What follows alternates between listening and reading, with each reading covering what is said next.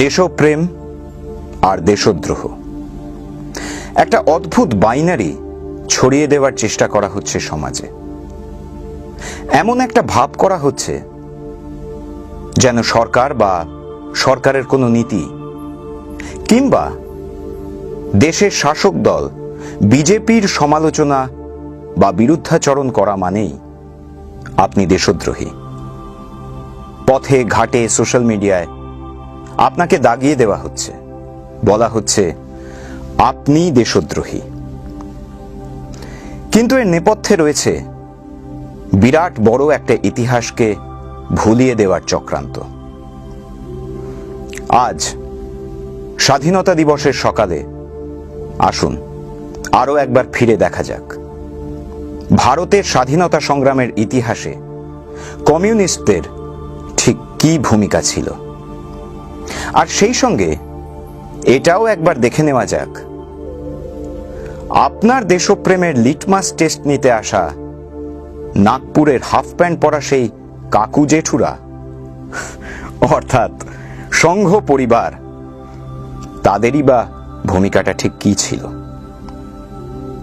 নাগপুরের সেই পাঠশালারই কৃতি ছাত্র মাননীয় প্রধানমন্ত্রীর আজকাল খুব জোর দেশপ্রেম পেয়েছে, বড্ড জোর মহাত্মা গান্ধীও পেয়েছে। সংসদে তিনি বলছেন মহাত্মা গান্ধীর নেতৃত্বে ভারত ছাড়ো আন্দোলনে স্বাধীনতার লক্ষ্যে সমগ্র দেশবাসী একত্র হয়েছিলেন এবং মহাত্মা গান্ধীর সেই স্বপ্ন আমাদের 2022-এর মধ্যে পূরণ করতে হবে। ডিয়ার প্রধানমন্ত্রী, আপনি বোধহয় ভুলে গেছেন মোহনদাস করমচাঁদ গান্ধীর বুকে ইতালিয়ান ব্যারেত্তা পিস্তলের 9mm bullet point blank range থেকে উপহার দিয়েছিল যে নাথুরাম গডসে, সে কিন্তু আপনারই আলমা মিটার আরএসএস এর সদস্য ছিল। কোন স্বাধীনতার কথা বলছেন আপনি?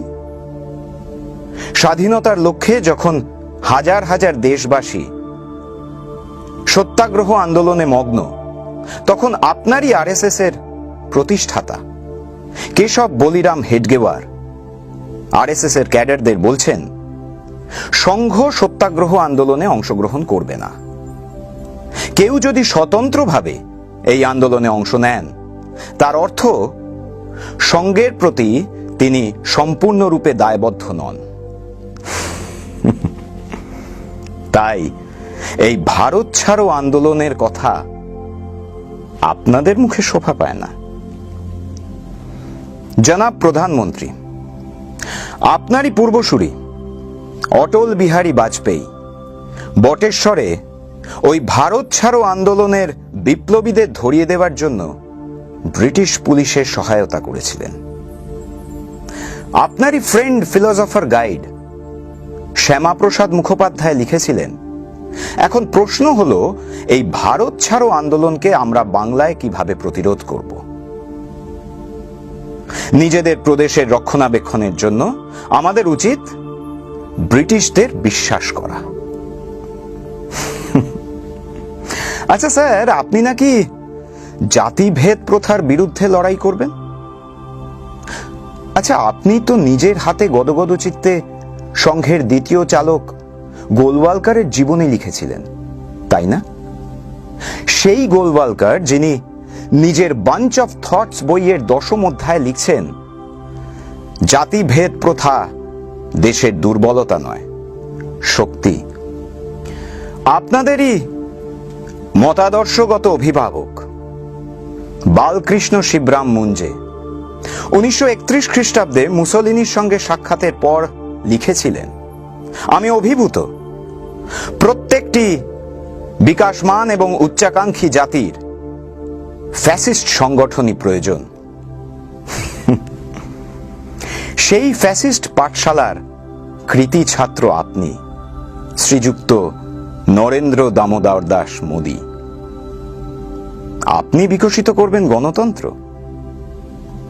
আপনাদের ওই পাঠশালার রিটায়ার্ড হেডমাস্টার তো ওই সাভারকার, সেই সাভারকার যে আন্দামানের সেলুলার জেলে বন্দী থাকাকালীন মুক্তির জন্য ক্ষমা প্রার্থনা করে মুচলেকা দিয়েছিল।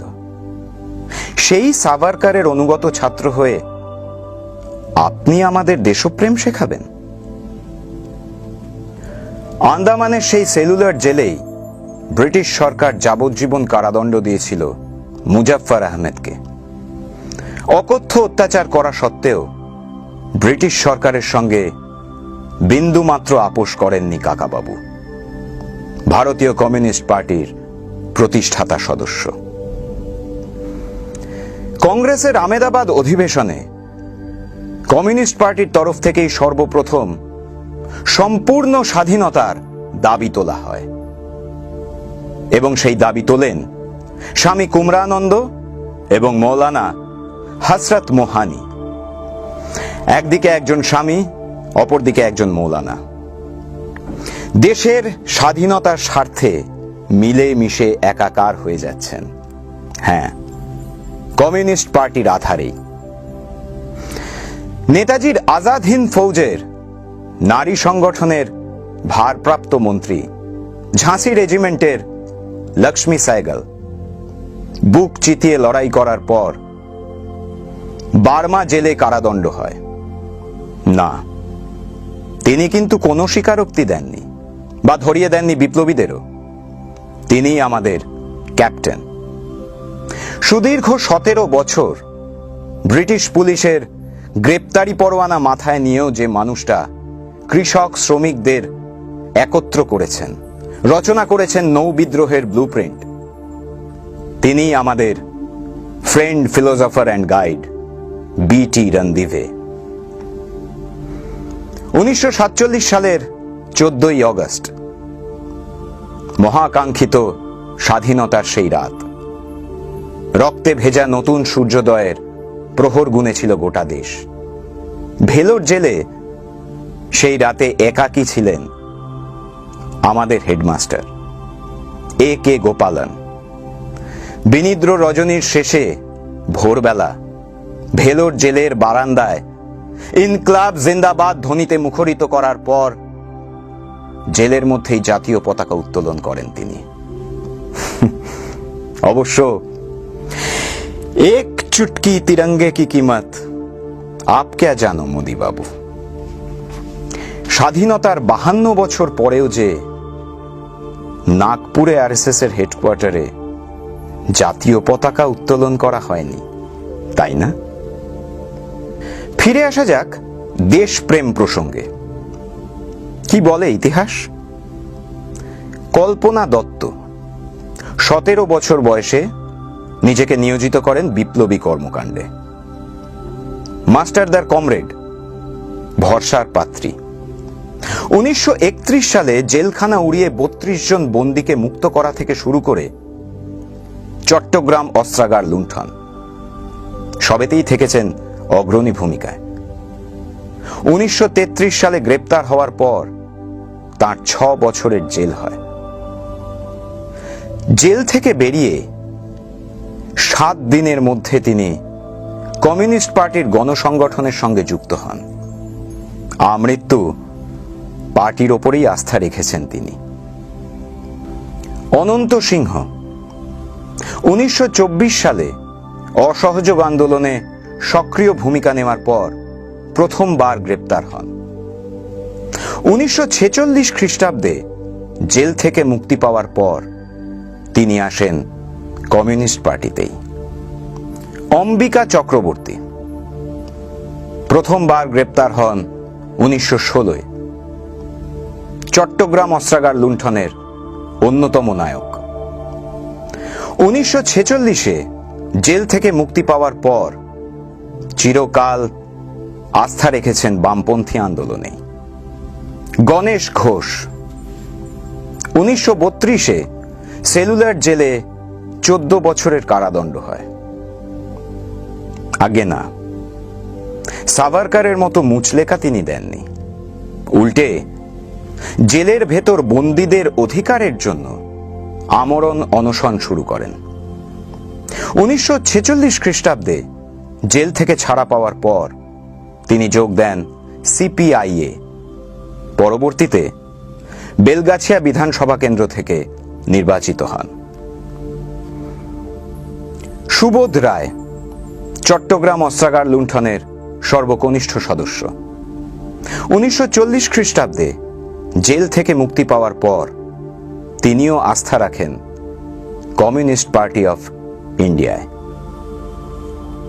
ভারতের স্বাধীনতা সংগ্রামের এই গৌরবময় ইতিহাসকে ভুলিয়ে দেওয়ার চেষ্টা করা হচ্ছে শুধুমাত্র গোঁড়া হিন্দুত্ববাদের জমি প্রস্তুত করার জন্য। ব্রিটিশ ক্রনোলজার এডওয়ার্ড লো বলেছিলেন, যেদিন ভারতের হিন্দু, মুসলমান, খ্রিস্টান, শিখ, ব্রাহ্মণ, বৈশ্য, শূদ্র, রাজপুত সবাই একজোট হবে, সেদিন ইস্ট ইন্ডিয়া কোম্পানি ভারত ছাড়তে বাধ্য হবে। সেদিনও যখন ব্রিটিশ ইস্ট ইন্ডিয়া কোম্পানি আমার আপনার দেশ লুটছিল, সেদিনও কিন্তু আরএসএস তাদের এই ব্রিটিশ প্রভুদের পদলেহন করতে ব্যস্ত ছিল। আর আজ যখন আম্বানি আদানিরা আমার আপনার পকেট কাটছে, তখনও এই বিজেপি তথা আরএসএস মানুষে মানুষে বিভেদ সৃষ্টিকারী ঘৃণার বারুদ সাজাচ্ছে। আজ যদি আপনাকে কেউ প্রশ্ন করে কৃষক এত মরছে কেন, ফুৎকারে তাকে উড়িয়ে দিয়ে পাল্টা প্রশ্ন করুন, সিয়াচেনের তাপমাত্রাটা মাইনাস ঠিক কত ডিগ্রি যেন? কেউ যদি জানতে চায় নীরব মোদি কোথায়, তাহলে তাকে বলুন কার্গিলের কান ঘেঁষে সোজা পাকিস্তান চলে যেতে। কেউ যদি রাষ্ট্রায়ত্ত ব্যাংকে অনাদায়ী ঋণের হিসেব মেলাতে চায়, তাহলে সে নির্ঘাত চীনের দালাল। কেউ যদি রান্নার গ্যাসে 4 আনা পয়সা ভর্তুকি চায়, তার কানের কাছে মুখ নিয়ে জোরে জোরে 3 বার বলুন, মন্দির वही बनाएंगे, मंदिर वही बनाएंगे, मंदिर वही बनाएंगे। দেখবেন সংঘের মত অনুযায়ী আপনার দেশপ্রেমটাও একেবারে ঠিকঠাক খাপে খাপে বসে গেছে।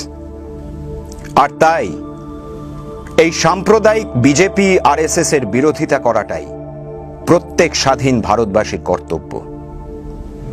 দেশে কৃষক এত মরছে কেন, দেশে বেকারত্ব এত বাড়ছে কেন, এই প্রশ্ন করাটাই প্রত্যেক স্বাধীন ভারতবাসীর কর্তব্য। আমার বুড়ো বাপের পিএফ এর টাকা ওই অর্থমন্ত্রীর কাছে চাওয়াটাই প্রত্যেক স্বাধীন ভারতবাসীর কর্তব্য। দেশের কালো টাকার হিসেব চাওয়াটাই প্রত্যেক স্বাধীন ভারতবাসীর কর্তব্য। সবার পেটে ভাত, সবার হাতে কাজ, এই রাজনীতিটাই প্রত্যেক স্বাধীন ভারতবাসীর কর্তব্য। মনুস্মৃতি নয়, দেশের সংবিধানের মৌলিক অধিকার রক্ষাটাই প্রত্যেক স্বাধীন ভারতবাসীর কর্তব্য।